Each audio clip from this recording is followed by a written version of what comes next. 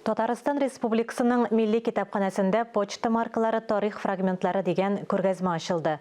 Ул Идел буе Болгар дәүләтендә ислам динен кабул итүнең 1100 еллыгына багышланган. Экспозициядә 1950-2014 еллардагы 150гә якын төрле мөселман илләренең почталары чыгарган маркалар урнашкан.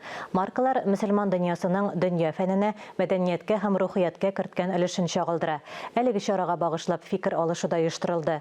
Идел буе Болгар дәүләтенең 1100 еллыгына багышланган яңа марка һәм конверт тәкъдим ителде. Чарада шәхси коллекционерлар, рәссамнар катнашты. Бу коллекцияда төрле мөселман илләрендә мөселман илләренең почталары тарафыннан чыгарылган маркалар тупланган. Иске марка минем коллекция, минем тупламада 1929 елга карый. Иң яңасы 21 майда Болгарда почта Россия почтасы тарафыннан чыгарылган һәм Ак мәчет рәсеме төшерелгән почта Россия маркасы. Дөньяга танылган мәшһүр галимнәр багышланган булса, икенчеләре мөселман архитектураларына, мәчетләренә, университетларына багышланган маркалар